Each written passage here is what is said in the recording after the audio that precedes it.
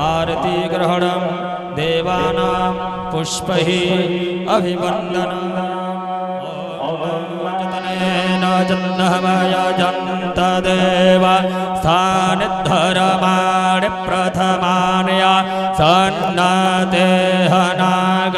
महिमानः सचन्द्रचतुर्पूर्वे साध्याः शान्ति देवाः नानासुगन्धपुष्पाणि यथा कालोद्भवानि च पुष्पाञ्जलिर्मया दत्त गृहाणि परमेश्वरः मन्त्रपुष्पाञ्जलिं समर्पयामि।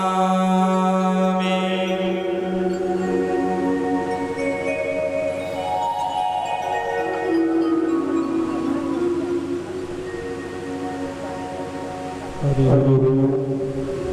ओम नमः शिवाय। हरि ओम नमः शिवाय। हरि ओम नमः शिवाय।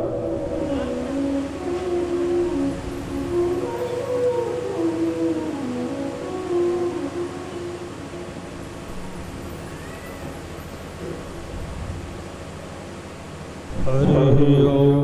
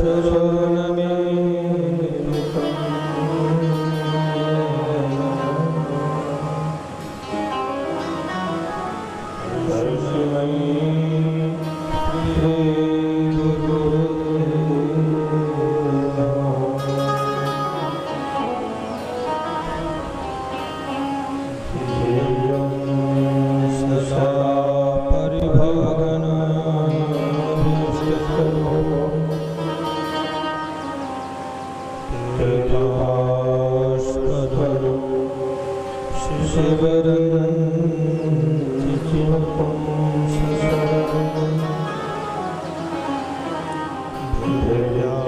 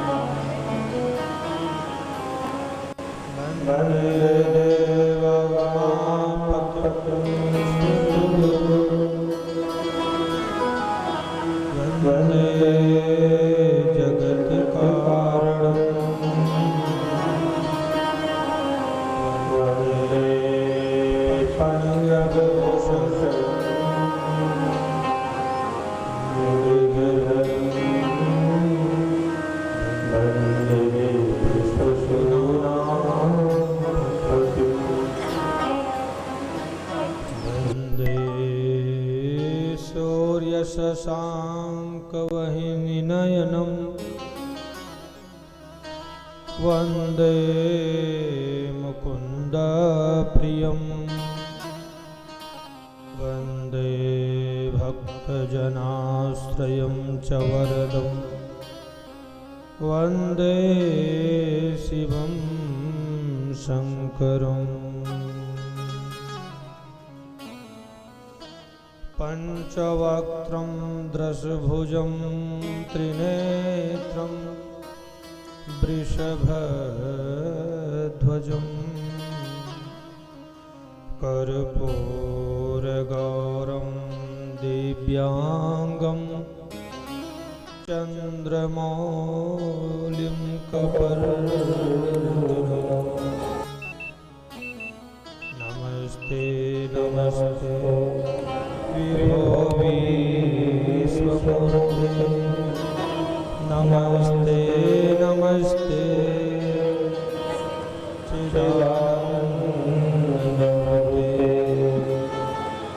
नमस्ते नमस्ते तपोगम्य नमस्ते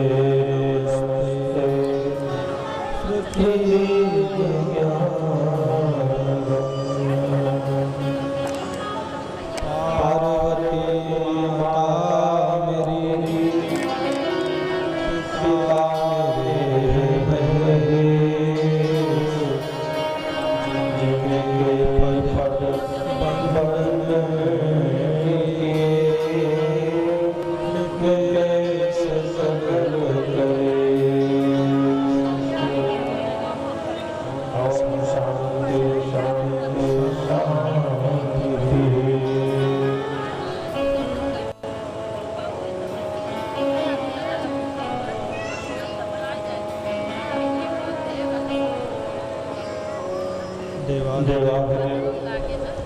महादेव चंद्रशेखर त्रिनेत्रधारी डमरूधारी बाबा भोलेनाथ माता पार्वती के चरणों में सत्य कोटि वंदन।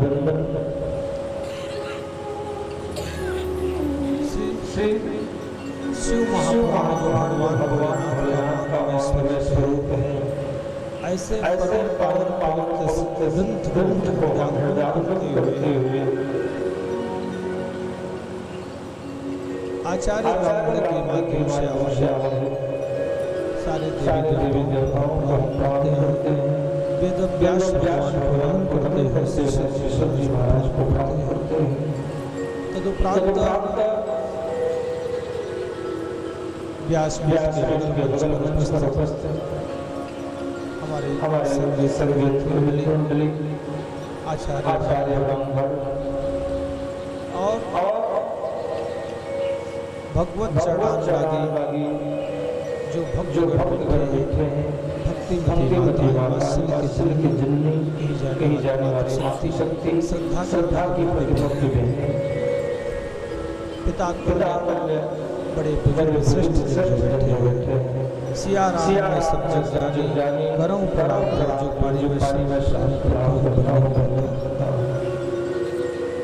और आज की अध्यात्म के प्रति अथक प्रयास करने के उपरांत बाबू अशोक सिंह के माध्यम से जो ये शिव महापुराण की पावनी कथा का आज छठा दिवस है, जिसमें आप भोलेनाथ की कथाओं का श्रवण करते हुए और भगवान की लीलाओं का दर्शन करते हुए अपने जीवन को बड़भागी बना रहे हैं। ऐसे परम संत श्री बाबू अशोक सिंह, बाबू मनीष सिंह, बाबू अंकित सिंह व पूज्य पिता प्रधान बाबू और इनके समस्त परिवार को और आप समस्त ग्रामवासियों क्षेत्रवासियों को मैं हृदय से धन्यवाद साधुवाद देता हूँ और आप समस्त लोगों के मंगल में जीवन की कामना करता हूँ और भोलेनाथ से यह निवेदन करता हूँ कि आपके जीवन की जो मनोवांछित इच्छाएं हैं, जो आपकी आशाएं अभिलाषाएं हैं, भोलेनाथ सब अवश्य पूरा करें।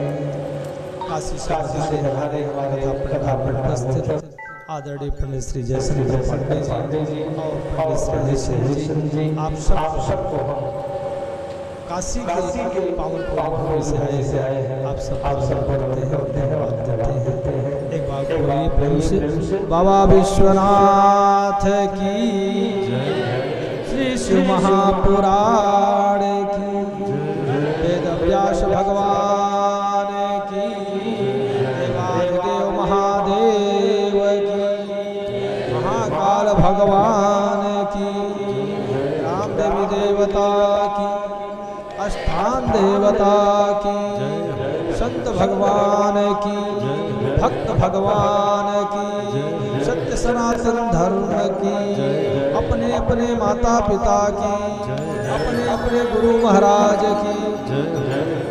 अब प्रेम से बोलिए ओम पार्वती पते हर हर महादेव। ओम शांति शांति शांति। आज भोलेनाथ की कथा का छठा दिवस और 6 दिनों से जो अनवरत आप भोलेनाथ की कथाओं का अवगाहन कर रहे हैं। आइए हम सब श्री देवादेव महादेव का जो प्रिय और सबसे आकर्षक का जप करते हुए आज की कथा में प्रवेश करते हैं। सभी प्रेम से भगवान भोलेनाथ के श्री चरणों का आश्रय लेते हुए जो है और भगवान भोलेनाथ के सबसे प्रिय जिस भगवान को प्रसन्न कर दिया जो उनका दशानन नाम पड़ गया। आइए हम सभी अपनी कांक्षा करने के लिए ऐसे परम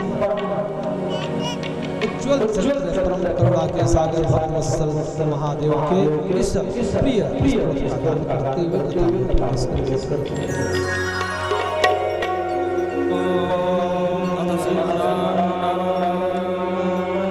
जटाटवी जल जल प्रवाह पावितस्थले कलेवलामलम्बिता भुजङ्गतुङ्गबालिका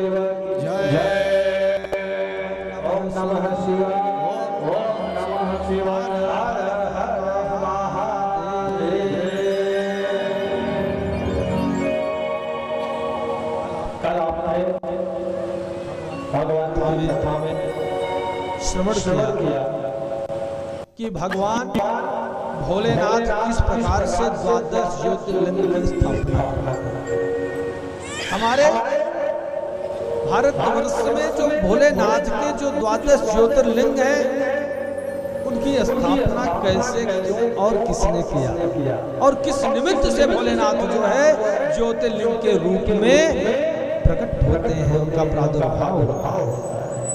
कल आपने इसका कल आपने इसका श्रवण किया, कल आपने भगवान भोलेनाथ के द्वादश ज्योतिर्लिंग का कथा के माध्यम से दर्शन किया।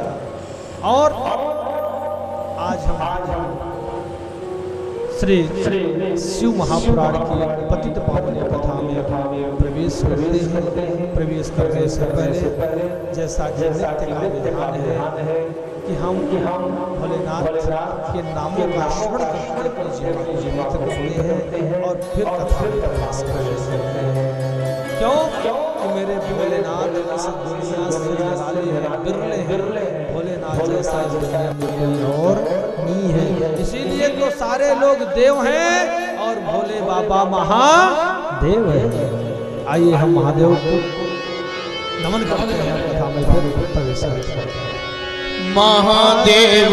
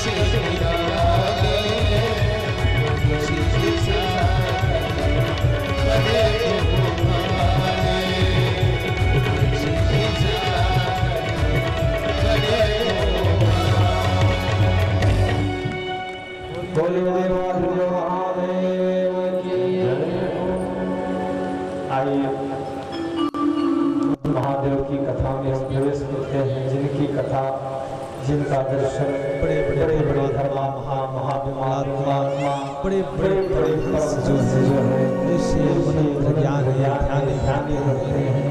ऐसे अनंत अनंत ब्रह्मांड के अनंत अनंत जीवों के स्वामी हमारे श्री भोलेनाथ नमस्कार प्रवेश करते हैं। कल आपने भगवान की जो कथा का श्रवण किया कि भगवान किस प्रकार से जीवों का कल्याण करते हैं, और आज भगवान श्री हरि नारायण कोटि रुद्र संहिता का यह प्रसंग है। श्री हरि नारायण स्वतः भोलेनाथ से हाथ जोड़ करके विनती करते हैं, कहते हैं हे भोलेनाथ, हे देवों के देव महादेव, आपसे निवेदन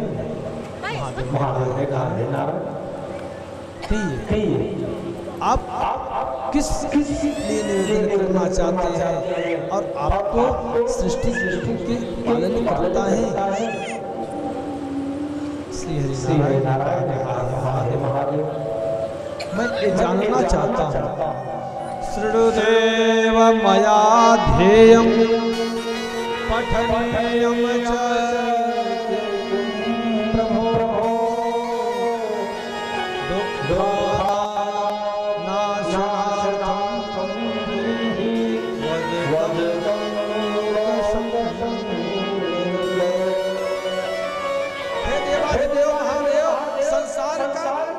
हर प्राणी दुखी है, किसी न किसी वस्तु का अभाव, किसी न किसी कारण से यह संसार का जितना भी प्राणी आप देख रहे हैं वह कहीं न कहीं से दुखी है। और इतना ही नहीं, संसार के समस्त प्राणियों का निवारण कैसे होगा? ऐसा कौन सा साधन है जिसको करने से मनुष्य के जीवन दुख सदा सर्वदा के लिए समाप्त हो जाएंगे? ऐसा कोई मार्ग बताइए, उसके लिए मानव को क्या करना चाहिए? भगवान श्री की बात सुनकर के भोलेनाथ मुस्कुराने लगे। नारायण, हमें पता है आपको इस प्रश्न के उत्तर की आवश्यकता नहीं, लेकिन संसार के लिए, जनहित के लिए, लोक मंगल के लिए जो आपका यह प्रश्न है, इसका हम वादन करते हैं।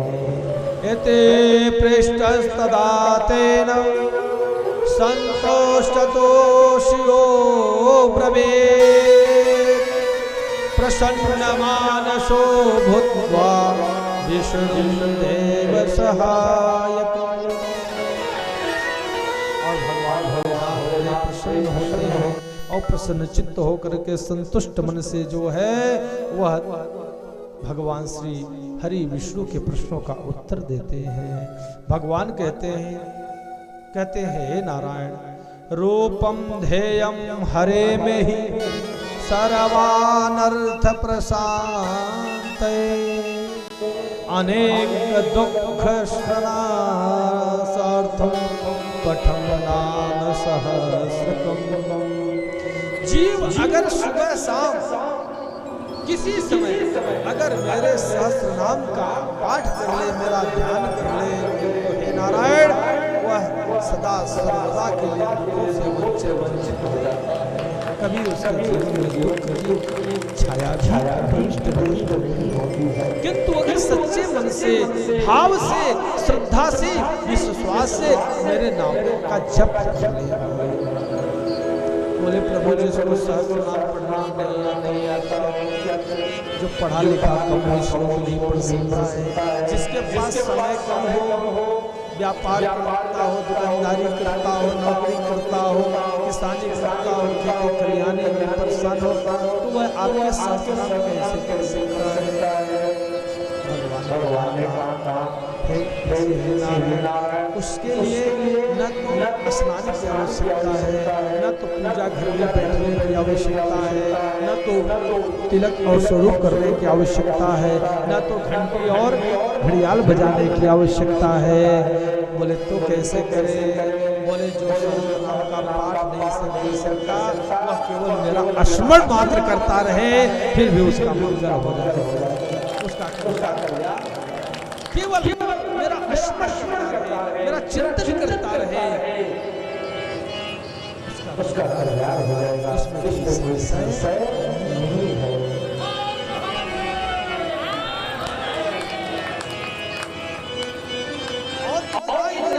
महाराज कहते हैं प्रयागराज की पावन भूमि में, कहते हैं हे मुनियों, हे सौदागर्षियों, भगवान भोलेनाथ की तपस्या करके, साधना करके, उनके नामों का अनुगान करके और उनके चरणों का आश्रय लेकर के ना जाने कितने भक्त, ना जाने कितने देवी देवताओं ने अपना कल्याण किया है।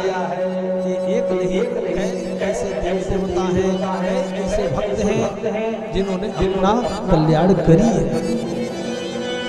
बोले भैया बोल रहे, बोले गिनती नहीं करा सकते। शेषस्य वासुकिश्चैव तक्षकश्च तथा परे शिव भक्ता महानागा गरुड़ाद्याश पक्षिणः। अरे मानव की तो मानव, पशु पक्षी भी उनका नाम लेकर के इस भव से पार हो जाते हैं, उनके जीवन में भी मंगल हो जाता है। मानव की तो बात छोड़ दीजिए, शेष वास के तक्षक नाग किन्नर जितने भी यक्ष गंधर्व हैं, सब भगवान भोलेनाथ का केवल नाम लेकर के और अपना मंगल कर लेते हैं, कल्याण कर लेते हैं। इसमें कोई संदेह नहीं है, कोई संशय नहीं है। और इतना ही नहीं, इस सृष्टि के आदि काल में मनुष्य धर्मा की जो संतानें हुई, जिसमें 3 पुत्र और 2 पुत्रियां हुई, आकृति, देवहूति, प्रसूति, ये 3 पुत्रियां थी। और प्रियव्रत और उत्तानपाद के जो 2 पुत्र होते हैं, प्रियव्रताश्च तत्पुत्रास्तथा च उत्तानपासुतः गद्वंसाश्चैव राजान शिव पूजन कारकः। और उन्हीं प्रियव्रत के पुत्र श्री ध्रुव जी महाराज ने भोलेनाथ की कृपा से सदैव वैकुंठ धाम में प्रवेश किया था। यह भोलेनाथ की कृपा, भोलेनाथ की महिमा है, यह भोलेनाथ के नामों का प्रभाव है। उनके चरणों का जो आश्रय लेता है, वह संसार में ऐसा कुछ भी नहीं जो उसके लिए दुर्लभ हो, सब सुलभ हो जाता है। क्यों लेकिन श्रद्धा भाव से उनके आप लोग समर्पित करें। और इतना ही नहीं, जितने भी लोग हुए हैं, महाराजा दशरथ को कोई जब संतान नहीं, उन्होंने श्रृंगी ऋषि को बुलाया और बुला करके पुत्रिष्ट यज्ञ का शुभारंभ किया। पुत्रार्थे पार्थिवं मूर्तिं सैवीं दशरथो हि सह समानर्चम विशेषण वशिष्ठयाज्ञया मुनेः। वशिष्ठ महाराज जो कि रघुवंशियों के आचार्य हैं, गुरु हैं, उनके परामर्श से श्रृंगी ऋषि को बुला करके पुत्रिष्ट यज्ञ किया। और माता कौशल्या नित्य प्रति दिवस भगवान भोलेनाथ के पार्थिव लिंग बना करके उनका पूजन किया करते थे। कौशल्या तत्प्रिया मूर्तिम पार्थविम शांकरिम मुदा ऋष्य भृष्य समादिविष्टा समानर्च सुताप्तये। समानर्च सुताप्तये, सुत की प्राप्ति किया उन्होंने। भगवान पार्थ का पार्थिव लिंग बना करके, भगवान के पार्थिव लिंग की पूजन करके श्रृंगी ऋषि के माध्यम से जो पुत्रिष्ट एक संपन्न किया, उसमें भोलेनाथ के आशीर्वाद से उनको पुत्र रत्न की प्राप्ति हुई। स्वयं परब्रह्म राघवेंद्र सरकार रघुवंश शिरोमणि जो हैं, मर्यादा पुरुषोत्तम राम जी उनके पुत्र बनकर आए। बोले राघवेंद्र सरकार की जय। इसलिए भगवान भोलेनाथ का भाव से पूजा ऐसा अनेक भक्त हैं, मैं उनकी गिनती नहीं करा सकता हूँ। द्वापर के भगवान स्वयं नारायण जो है, वह कृष्ण का अवतार धारण करके कृष्ण रूप में प्रकट करते हैं और वे भी भोलेनाथ की स्तुति करते हैं। कृष्ण कृष्णेन च कृतं नित्यं बदरे परोत्तमे पूजनं तु शिवस्यैव सप्तसामादि स्वयं। और भगवान शिव का पूजन करने के बाद उनके लिए इस जगत में कोई कार्य संभव नहीं रह जाता। या भगवान भोलेनाथ की भक्ति भाव सो इसी प्रकार अनेक भक्तों ने भगवान पूजन किया है। भगवान श्री हरि नारायण ने कहा हे भोलेनाथ, जितने भी भक्त भगवान की पूजा करते हैं, जितने भी देव भगवान को पूजते ध्यान करते हैं, इन सबों में भोलेनाथ पूजन करने के लिए कोई विशेष होगा, कोई उचित समय होगा जिस समय भोलेनाथ अधिक प्रसन्न होते होंगे, अधिक उस समय में, उस काल में, उस मुहूर्त में उनका पूजन किया जाए तो बाबा भोलेनाथ अतिशय प्रसन्न होते होंगे। क्या ऐसा भी कोई समय है? सुत महाराज ने कहा हे मुनि, भोलेनाथ को जो पूजने का दिन है वह एक ऐसा दिन है जो सबसे महत्वपूर्ण है। वैसे तो वह हर माह में आता है, परंतु वर्ष में एक दिन जो है उसका विशेष महत्व होता है। एक बार प्रेम से बोलिए हर हर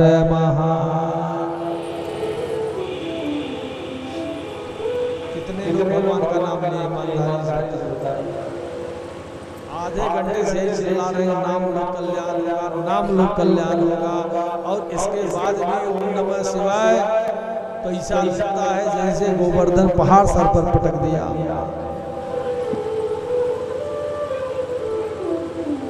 भगवान का नाम लेने में संकोच मत करो, क्योंकि अगर भोजन में संकोच करोगे तो स्वस्थ रहोगे, और भजन में मस्ती में करोगे तो मस्त रहोगे। भजन खुल के हर हर महादेव।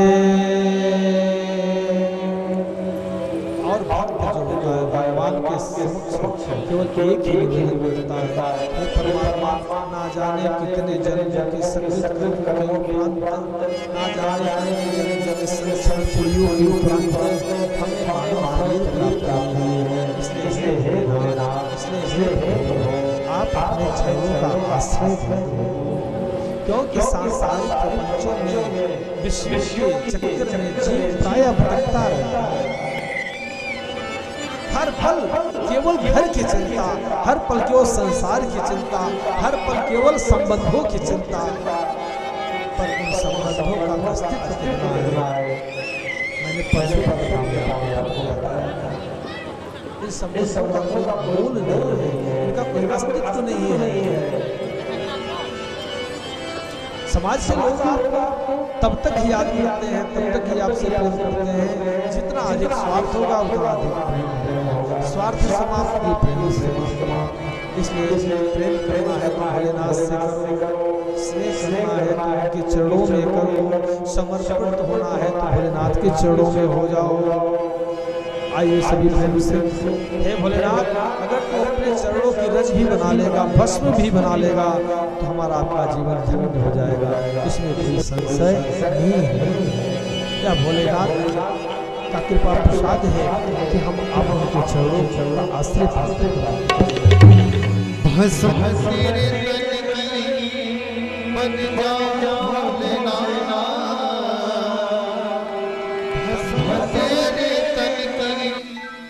बन जाओ भोलेनाथ, भक्ति भी दे दे रम जाओ भोलेनाथ, भक्ति भी दे दे रम जाओ भोलेनाथ, भस्म तेरे तन की बन जाओ भोलेनाथ, भस्म तेरे तन की बन जाओ भोलेनाथ, भक्ति भी दे दे रम जाओ भोलेनाथ, भक्ति भी दे दे रम जाओ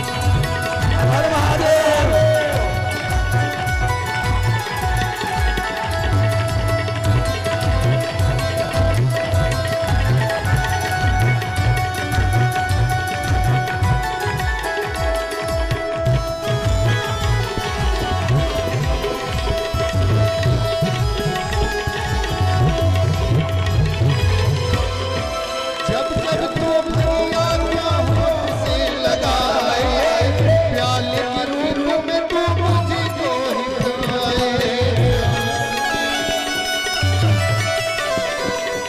जब जब तू भैया को होठ से लगाए, प्याले के रूप में तू मुझको हिलाए। जैसे तू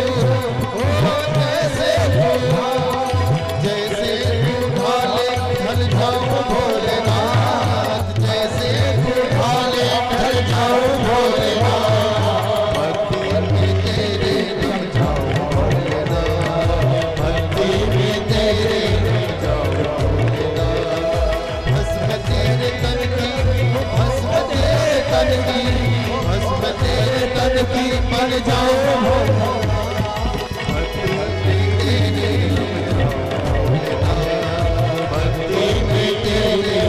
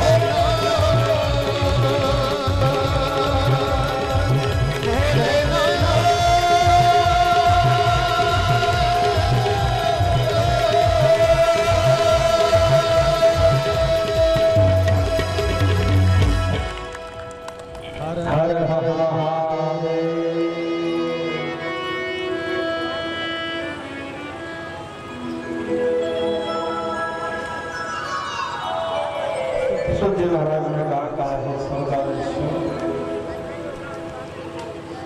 भगवान भोलेनाथ का एक ऐसा पर्व है कि उस दिन भगवान की अगर पूजा की जाए तो भगवान अतिशय प्रसन्न होते हैं। और उस पर्व के बारे में बताते हैं, कहते हैं शौनकादि जिस दिन ब्रह्मा और विष्णु में जब विवाद हुआ था, भगवान भोलेनाथ का वह ज्योतिर्मय अग्नि स्तंभ जाकर के प्रकट हुआ, जिसको खोजने के लिए स्वयं श्री हरिनारायण 12 रूप धारण करके पाताल की ओर जाते हैं। और स्वयं श्री पितामह ब्रह्मा जो है वह हंस पर सवार होकर के अंतरिक्ष की ओर जाते हैं, पर उसके आदि और अंत का पता नहीं लगा पाते। सो उस दिन भोलेनाथ के चरणों में शरणागत होकर के निवेदन करते हैं, हाथ जोड़ करके स्तुति करते हैं ब्रह्मा जी और विष्णु जी।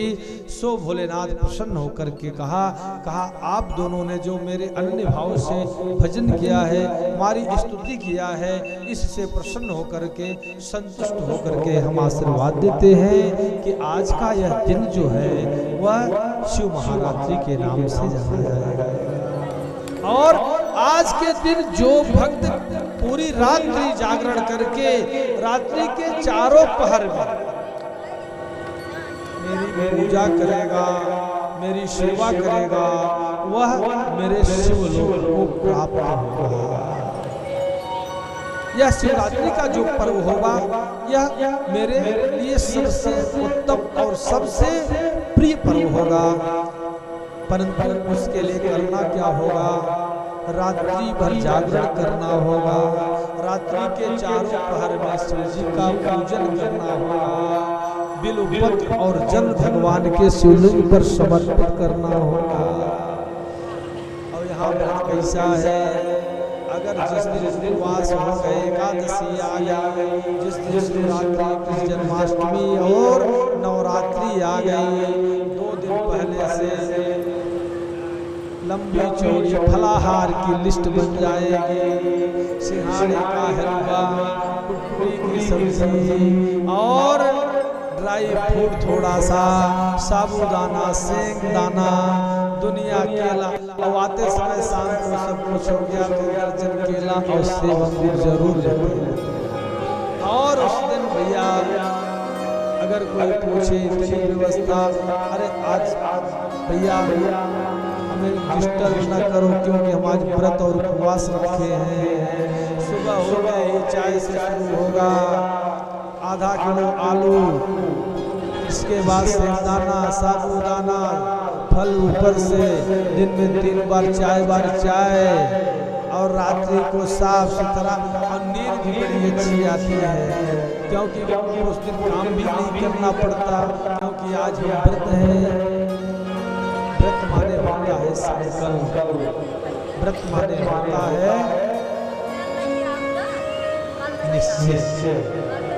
जब हम व्रत करते हैं तो यह निश्चय करते हैं, यह संकल्प करते हैं कि हे भोलेनाथ, आज का दिन आपके लिए है। तब उस दिन मोबाइल में सीरियल नहीं देखते, तब उस दिन मोबाइल में गेम नहीं खेलते, उस दिन मोबाइल में चैट नहीं करते। और है तो व्रत, उस दिन सारे रिश्तेदारों की खबर ले लेंगे चैट करके, क्योंकि फुर्सत में है, कोई काम नहीं। व्रत का मतलब होता है कि हे भगवान, 7 दिन, 15 दिन, 14 दिन, 29 दिन महीने में होते हैं, 30 दिन, 29 दिन अपना काम करता हूँ। अगर एक दिन व्रत हो तो उस दिन मैं अपना काम ना करके केवल आपका भजन करूंगा। उस दिन अपनों के लिए नहीं, आपके लिए मैं हर प्रकार का चिंतन करूंगा। और कितने लोग तो ऐसे भी हैं, न तो फलाहार लेते हैं, न तो आहार लेते हैं, और उस दिन मजदूर से भी अधिक मेहनत करेंगे। दोपहर पर 1:30 बजे आएंगे, स्नान करेंगे, जल्दी जल्दी में भगवान का ध्यान करेंगे। अगर श्रीमती जी कहेंगे अरे आज तो उपवास व्रत है, स्नान कर लो, बोले जब भोजन नहीं करना तो स्नान की क्या आवश्यकता है, कम से कम काम ही निपटा लो, काम ही पूरा कर लो। तो कहने का तात्पर्य है कि व्रत अगर रखो आप, तो पहली बात तो व्रत रखने वाले के दिन जो है, पर्व के दिन जो है, आप रात्रि जागरण करो। अब रात्रि जागरण करके मोबाइल पर चैट ना करो, बल्कि माला लेकर के भगवान का भजन करो। घर में उत्सव मनाओ, घर में उत्सव मनाओ, घर में भगवान का भजन गाओ, भगवान का श्रृंगार करके झांकी निकालो। कहने का मतलब हमारा आपका चिंतन जो है वह 24 घंटे परमात्मा के लिए होना चाहिए। तब तो व्रत और उपवास का व्रत उपवास, और जिस दिन आप व्रत रहते हो उस दिन शांति का परिचय दो। अगर कोई 4 बात कह भी देता है तब भी ओम नमः शिवाय कह के हट जाओ, राधे राधे कह के हट जाओ। लेकिन जिस दिन घर वाले भयभीत रहते हैं कि कुछ उल्टा सीधा अगर हो गया तो फिर राम जाने क्या होगा, क्योंकि आज उन्होंने व्रत रखा है। तो कहने का मतलब व्रत उपवास का अभिप्राय यही होता है कि उस दिन मैं अपने लिए, अपनों के लिए नहीं, उस दिन मैं भगवान के लिए अपना दिन समर्पित कर देता हूँ। सूत जी महाराज कहते हैं शौनकादि ऋषियों, इसके विषय में मैं आपको एक ऐसी कहानी बताता हूँ, एक ऐसे चरित्र को सुनाता हूँ जिसको ये भी नहीं पता था कि आज शिवरात्रि का पर्व है, लेकिन अनजाने में से उसने पर्व के दिन भगवान भोलेनाथ की 4 पहर की सेवा अनजाने में कर दिया, जानबूझ करके नहीं, लेकिन फिर भी भगवान भोलेनाथ उस पर प्रसन्न हो। बोले वह कौन है? पुरा कश्चित् ध्वने भिल्लो नामना यासीद गुरुः कुटुम्बी बलवान क्रूरः क्रूर कर्म परायणः। महाराज ने कहा एक गुरु नाम का भील था, उसका नाम क्या था? वह जो है पक्षियों और बंचर जो होते हैं, सीधे जो पशु होते हैं, उनका जो है वह वध करता है। वह बधिक जो है उसी पशु के मांस का सेवन करता है, आखेट करता है, कभी पक्षियों को मारता है, कभी पशुओं को, हिरणों को मारता है। जो भी जंगल में मिल जाए सो उसका आखेट करता, उसका शिकार करता और ले आकर के अपने परिवार के साथ उसी का भोजन करता। इतना था।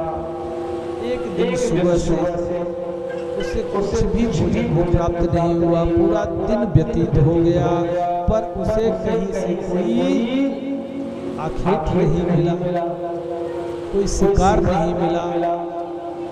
बड़ी चिंता में, बड़ी ग्लानि में बैठा। घर वाले कह रहे हैं अगर आप आखेट नहीं करोगे, भोजन की व्यवस्था नहीं करोगे तो बच्चे कैसे खाएंगे, शाम को प्रसाद कैसे होगा, भोजन कैसे होगा। क्योंकि घर की जवाबदारी अगर कोई ले लेता है ना तो एक प्रकार चाहे कमा के लाओ, चाहे कर्जा उठा के लाओ, चाहे चोरी करके लाओ, लेकिन उसकी जवाबदारी हो जाती है घर की सेवा देने की। सही की गलत? जो ले लेता और जो नहीं लेता वो मस्त रहता है। तो कहने का मतलब जवाबदारी में वह भील बेचारा जो है शाम अपने धनुष मार लेता है और आखेट करने चला जाता है, पर सोचता है कि रात्रि को सारे पशु जो है, सारे बंचर जो है वो तो विश्राम कर रहे होंगे, तो रात को आखेट मिलेगा। उसने देखा एक सरोवर के किनारे एक वृक्ष दिखाई दिया। सोचा कि अगर मैं सरोवर के तट पर बैठ करके और शिकार की प्रतीक्षा करूंगा तो सारे मुझे शिकार नहीं मिलेगा, मुझे इस झाड़ी में छिप जाना चाहिए। सो उसे वृक्ष पर चढ़ करके डाली के ऊपर झुरमुट में छिपकर बैठ गया। और वह वृक्ष कोई और नहीं बल्कि बिल्वपत्र था, बिल का वृक्ष था। और उस वृक्ष पर जो है वह बधिक जो है जाकर के और उस पत्तों में छिप कर बैठ गया। कुछ देर बीता, तब तक एक मृगी जो है, हिरनी जो है वह प्यास से व्याकुल जल पीने के लिए आ रही थी। और बधिक ने अपना धनुष उठाया, उस पर बाण लगाया और अपना लक्ष्य जो है उस मृगी को बनाया। जैसे मृगी पानी पीने के लिए सरोवर के तट से नीचे उतरती है, वैसे वृक्षों के झुरमुट से पत्तों की सरसराहट सुनाई पड़ती है। हिरनी ने जब सर उठा के देखा तो उसके सामने वो बधिक धनुष बाण लगाए, उसे निशाना, उसको लक्ष्य बना रहा था। हिरनी ने पानी पीना बंद कर दिया। जल भी नहीं पिया। उसने केवल उस बधिक से निवेदन किया, कहा हे बधिक, तुम यदि मुझे मारना चाहते हो, तुम यदि मुझे अपना आहार बनाना चाहते हो, तो यह मेरे लिए सौभाग्य का विषय है, क्योंकि वैसे भी कुछ जीवन का कोई मूल्य नहीं है। अरे मैं तो बड़भागिनी हूँ कि कम से कम ये मेरी तुच्छ काया है तुम्हारे कार्य आ जाएगी, कम से कम तुम इसका सेवन करोगे, यही मेरे लिए भाग है। लेकिन आपसे निवेदन है, बधिक ने कहा निवेदन। उस मृगी ने कहा मैं जाकर के अपने छोटे छोटे बच्चों को, अपने बहन को, अपने पति को सौंप कर चले आऊं, उनको धैर्य देकर के, सांत्वना देकर के चले आऊं। सो आप मेरा आहार कर लीजिएगा, सो मेरा उपचार कर लीजिएगा, लेकिन मुझे कुछ समय दे दीजिए और मैं आपको वचन देती हूँ, मैं स्वतः आकर के आपकी सेवा में समर्पित हो जाऊंगी। आखिर विचार करने लगा, और जैसे ही वह बाण चलाने के लिए विचार करता है, वैसे ही कुछ बिल्व पत्र टूटते हैं और उस बिल्व वृक्ष के पत्तों पर सिमटी हुई ओस के जो कण थे वह भगवान शिवलिंग नीचे स्थापित था, उस पर गिर पड़ता है। भगवान शिव की प्रथम प्रहर की पूजा होगी, उसको पता भी नहीं, क्योंकि बिल्व पत्र और जल दोनों भगवान के शिव पर चल जाता है। बधिक ने सोचा कुछ समय की बात है, एक बार विश्वास करके देख लेता हूँ। मानव तो वैसे भी विश्वासघाती हो गया है, लेकिन क्या पशु की बात कर सकता है?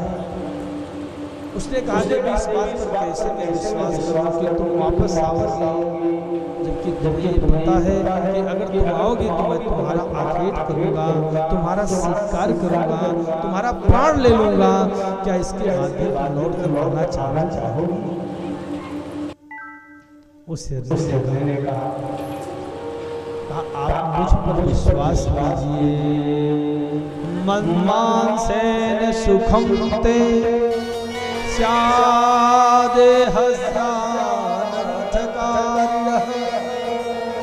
अधिकं महत् पुण्यं नात्र संशयः। मेरे लिए आनंद का कि आप जो है हमारे इस अनर्थकारी शरीर का सेवन करेंगे, उपयोग करेंगे। वैसे मृत्यु के उपरांत जब शव हो जाता है तो यह किसी काम का नहीं होता, लेकिन मैं तो सौभाग्यशालिनी हूँ कि मेरा यह शव भी आपके कार्य में, आपके उपयोग में आएगा। सो हे बधिक मैं आपको वचन देती हूँ, न मैं मिथ्यावचस्त्वं हि विजानीहि वने। मैं वनचर प्राणी हूँ, मैं वंचर जीव हूँ, मैं कभी आपसे झूठ नहीं बोल सकती। और इतना ही नहीं, अगर मैं आपसे मिथ्या प्रलाप कर रही हूँ, मैं आपसे झूठ बोल रही हूँ, तो मेरा किया गया कर्म है जो एक शिष्य को करने के बाद पाप लगता है, जो एक विश्वासघाती को पाप लगता है, पाप लग जाए। अगर मैं झूठ बोल रही हूँ पर मुझे जाने की अनुमति नहीं। पहली बार पर विश्वास करता और तुम्हें मैं छोड़ रहा हूँ, फिर नीचे चली जाती है और तब तक रात्रि का दूसरा पहर वो उसी वृक्ष पर बैठा हिरनी की प्रतीक्षा कर रहा है। तब तक वह हिरनी तो नहीं आई, लेकिन दूसरी मृगी आ गई। जैसे वह भी जल पीने के लिए जाती है, वैसे बधिक ने धनुष और बाण उठाया, फिर दिल प्रश्न टूटा और उसके जो कण थे वो भगवान शिव के लिंग पर जाते हैं। दूसरे पल में भी भगवान की पूजा हो जाती है। वह हिरनी भी हाथ जोड़कर खड़ी हो जाती है। उसने निवेदन किया, काहे बधिक तुम हमें मारना चाहते हो तो कोई आपत्ति नहीं है, पर मैं अपने प्रियजनों से मिल करके वापस आती हूँ, इसके बाद मेरा संहार कर दो। मैं अपने बच्चों से एक बार अंतिम समय में मिलना चाहती हूँ और उन्हें मैं अपनी बड़ी बहन को सौंपना चाहती हूँ। बधिक उसने कहा ठीक है जाओ, मैं आपकी प्रतीक्षा करूंगा। और इस प्रकार वह भी चली गई। रात्रि का तीसरा उसी वृक्ष पर बैठा हुआ बधिक देख रहा है। दोनों हिरनी धुलने आई, पर एक हिरन एक हिरन जरूर आ रहा। जैसे उस हिष्ट पुष्ट मृग को देखा, फिर उस बधिक ने अपना धनुष उठा लिया। बाण से बाण करने के लिए जैसे तत्पर हुआ, वैसे फिर वह बिल्व पत्र और उसके कण भगवान के सूर्य पर फिर उनकी पूजा स्वीकार कर लिया। और वो हिरण जैसे देखता है वह भी हाथ जोड़ के यही कहता है हे बधिक, यदि तुम हमारा प्राण लेना चाहते हो तो हमें कोई आपत्ति नहीं है, पर कुछ समय चाहता हूँ, मैं जाकर के अपने पत्नी को एक बार अपने बच्चों से मिलना चाहता हूँ, इसके बाद तुम मेरे प्राण ले लो, हमें कोई आपत्ति नहीं है। के बाद विश्वास हो गया। उसने विचार किया कि आज मेरे साथ तीसरी घटना ऐसी हो रही है, परंतु आज मैं भी देखता हूँ कि क्या इन पर विश्वास करना उचित होगा, क्या ये अपनी बात पर अडिग रह करके वापस हमारी सेवा में उपस्थित होंगी। सो बधिक ने भी छोड़ दिया। अब हिरण अपने घर में जाता है, उसकी दोनों पत्नियां हैं, जो हिरनी मृगी थी, दोनों उसकी पत्नियां, एक छोटी एक बड़ी है। और जैसे ही पूरा परिवार इकट्ठा होता है तो अपनी अपनी बात तीनों बताते हैं कि मैं बधिक को ऐसा आश्वासन देकर के आई हूँ। हिरण कहता है मैं भी आश्वासन देके आया हूँ। तो जो सबसे बड़ी मृगी है, जो पहले गए थे, उसने कहा हे स्वामी, आप बच्चों के पिता हैं और पिता जो है छत्र की भांति होता है।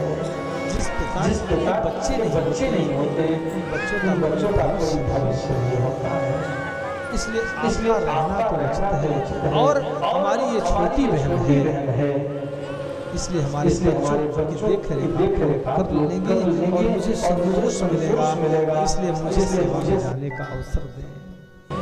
छोटी बहन कहती है नहीं बहन, मैं छोटी हूँ, इसलिए मैं जाऊँगा, आप हमारे बच्चों को देख करना, क्योंकि आपका अनुभव, आपका जो ममत्व है वो हमसे अधिक है बच्चों पर। मैं आपके जैसा प्रेम और प्यार बच्चों को नहीं दे पाऊंगी। हिरण ने कहा दोनों नहीं जाओगे, मैं जाऊंगा, क्योंकि घर किया। और दूसरी बात, संसार में अगर बच्चों के पिता एक बार ना रहे तो ठीक है, लेकिन अगर बच्चे की माँ अगर उसके बीच में ना हो तो बच्चों का जीवन क्योंकि माँ का जो आशीर्वाद होता है, माँ की जो ममता होती है वह एक पिता कैसे नहीं दे सकता। माँ एक ऐसी होती है जो पिता और पुत्र दोनों की कमियों को पूरा कर सकती है, लेकिन पिता कभी माँ की ममता नहीं दे सकती। इसलिए आप दोनों घर में रहो और मैं उसके साथ। अंततः तीनों ने फिर निर्णय लिया कि अगर आप जाते हैं तो मेरी वचन जो मैंने वचन दिया था, मेरे वचन की मर्यादा का नाश होगा। दोनों ने हाथ जोड़कर कहा हम तीनों उसकी सेवा क्योंकि हमने उस बधिक को वचन दिया है और उसने हमारे वचन पर विश्वास करके हमें जीवित छोड़ा है, और अगर हम उसके साथ विश्वासघात करते हैं तो यह उचित यह हमारे लिए नरक का मार्ग होगा। इसलिए हम तीनों की सेवा में चलना चाहिए। बच्चों को समझा बुझा करके मृगी और मृग तीनों उसकी सेवा में जाने लगते हैं। बच्चों ने कहा जब आप नहीं रहेंगे, माता पिता नहीं रहेंगे, तो फिर मैं रह के क्या करूँगा? इसलिए मुझे मेरे साथ ले चलो। अब सारे बच्चे रात्रि के चौथा पहर आ गया और जैसे ही चारों पहुंचते हैं वह बधिक जो है वह बिल्कुल से उतरने लगता है और उस समय फिर उस पत्र टूटते हैं और उसके कण भगवान के शून्य पर गिरता है। भगवान ने चौथे पहर में उसकी पूजा स्वीकार ली। बधिक ने देखा, कहा भैया मैं एक को बुलाया था, ये आप पूरा परिवार लेकर क्यों आ गए? मृगी ने कहा जिसका परिवार ही ना हो तो अनाथ बच्चों का रहना संसार के लिए दुर्लभ हो जाता है। संसार में अब साफ बन जाता है, इसलिए हमारे बच्चे भी हमारे साथ आए हैं। इसलिए हमने जो लोगों को वचन दिया था, अपनी वचन की मर्यादा के लिए, अपने वचन को रखने के लिए हम तीनों सेवा में उपस्थित हैं। आप जैसा चाहो वैसा हमारा उपभोग कर सकते हैं। हमरे माई जैसन के करोगे, हमरे माई जैसन के करोगे, ओ भागा बाटे जिगरा के माई, ओ भागा बाटे जिगरा के माई, हमरे माई जैसन के करोगे,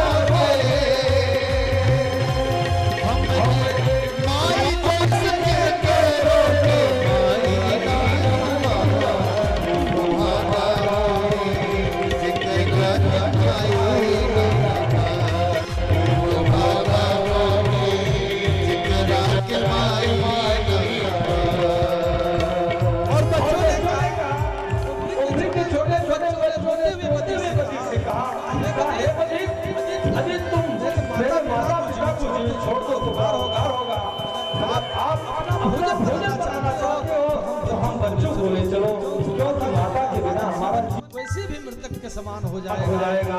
इसलिए हम तुम्हारी सेवा में उपस्थित हैं, क्योंकि संसार में उसके जैसा भाग्यशाली होगा, उसकी मान नहीं होगी।